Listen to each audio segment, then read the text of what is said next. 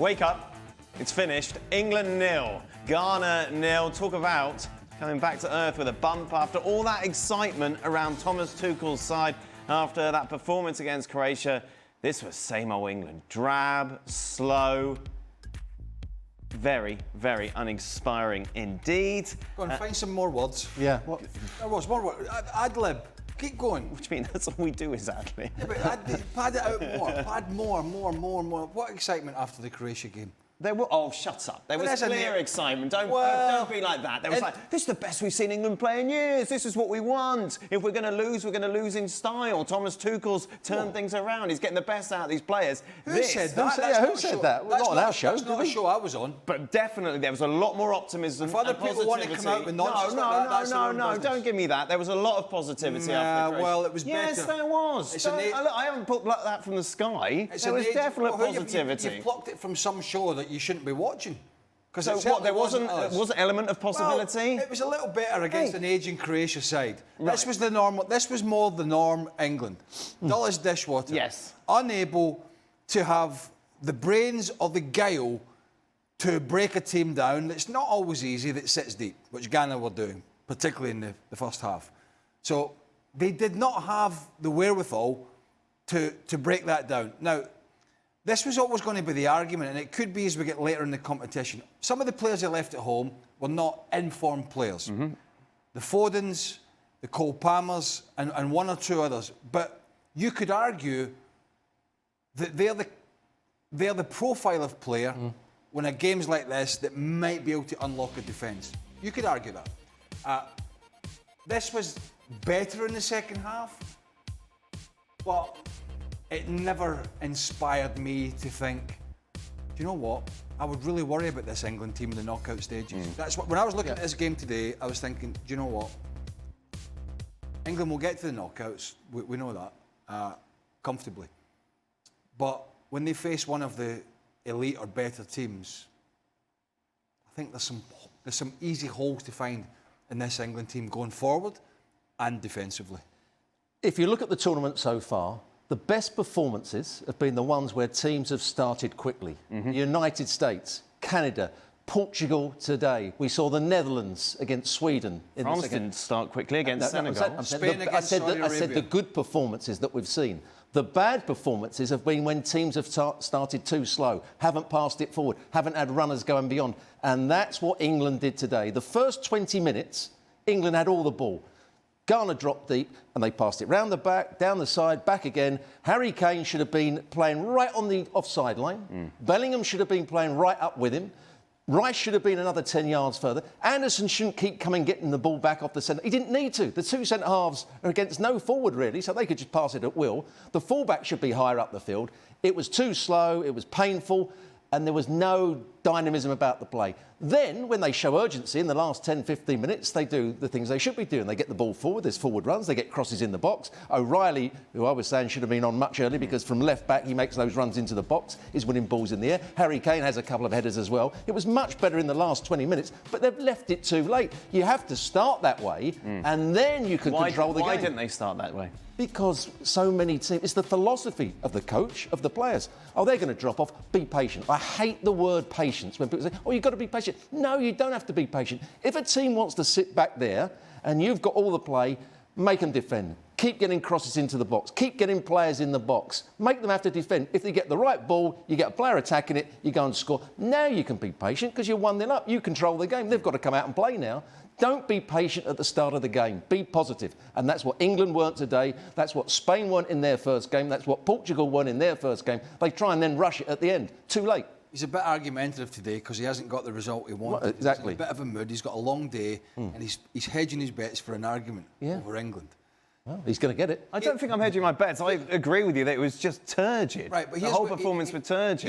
Here's part of the build-up play that I don't understand, right, in the first half. Madueke was giving them a little bit of width on the right-hand side, right? So he was giving them a bit of width.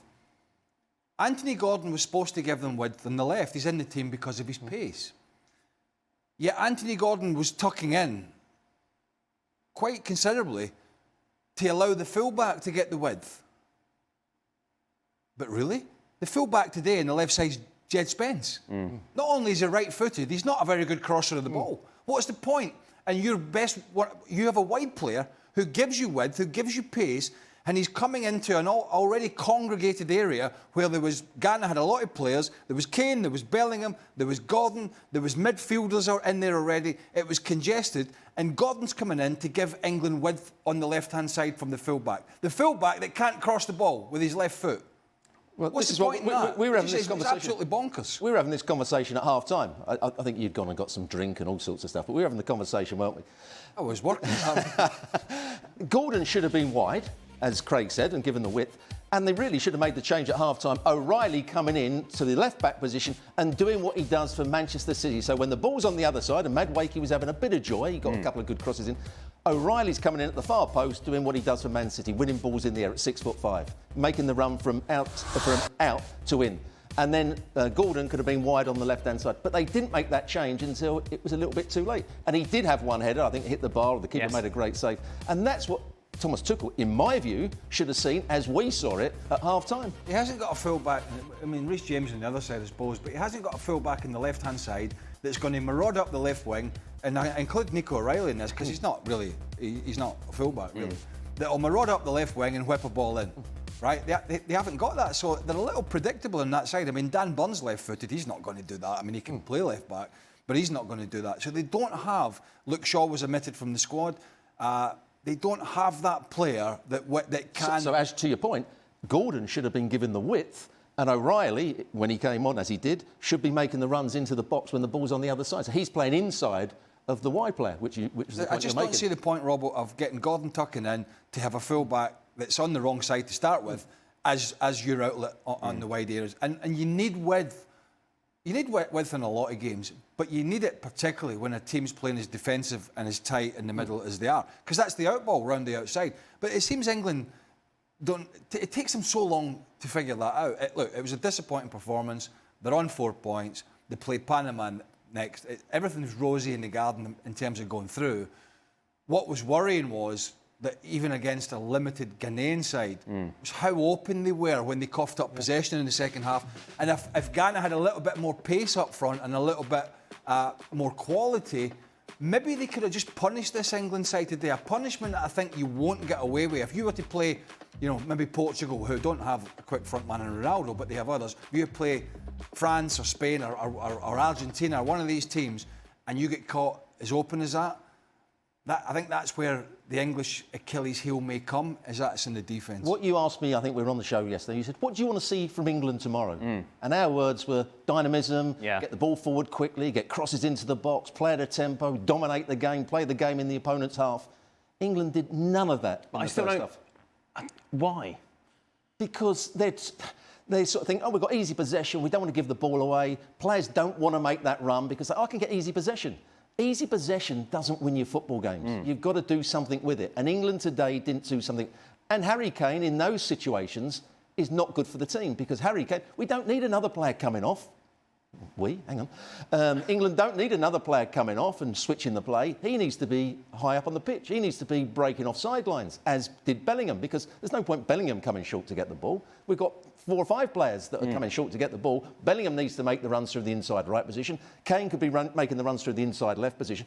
And even if you don't get on if you play a couple of balls over the top on the slight diagonal, the defence then go, oops, and there's more space. Now midfield players can get on the ball. It didn't happen.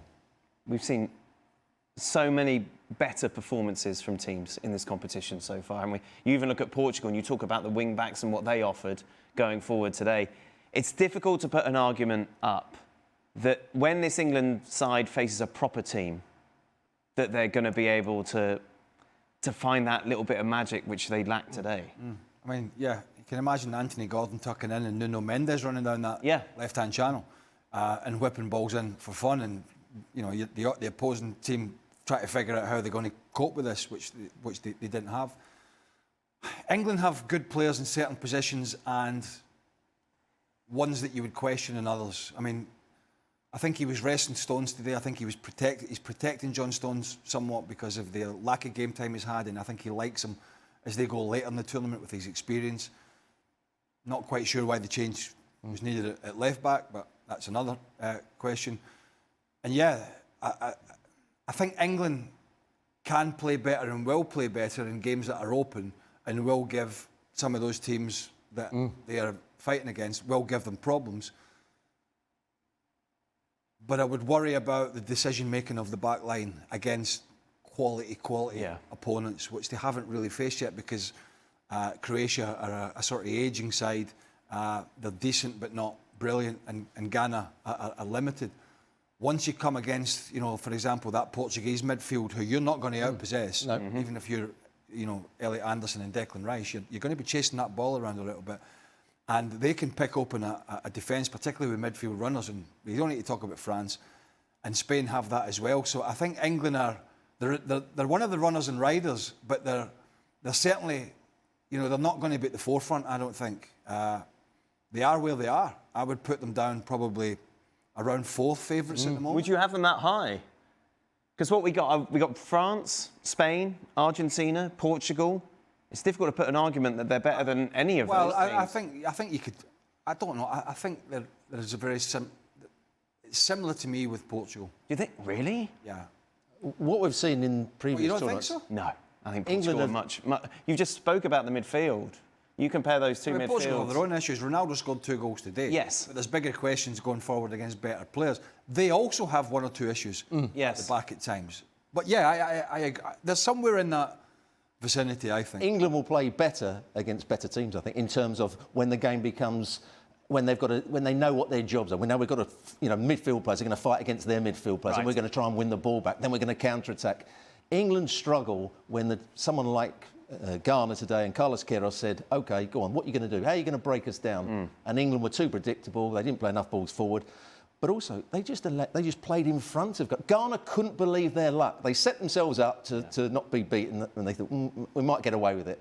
And after 20 minutes, they thought, England are playing exactly how we want them to play, and they've got to change from that, England. But to that point, Robert, they will. And I think this is maybe a concern for Tuchel, is that when it gets to the 32 and the round of 16, which I think should be relatively comfortable, when they get into a more open game, and it then becomes a sort of boxing match, we're better than you at doing this, I think that's where the headaches might come for England, because all of a sudden they're playing a team that can maybe do things a little bit better than them, but then they're leaving themselves a little bit more open.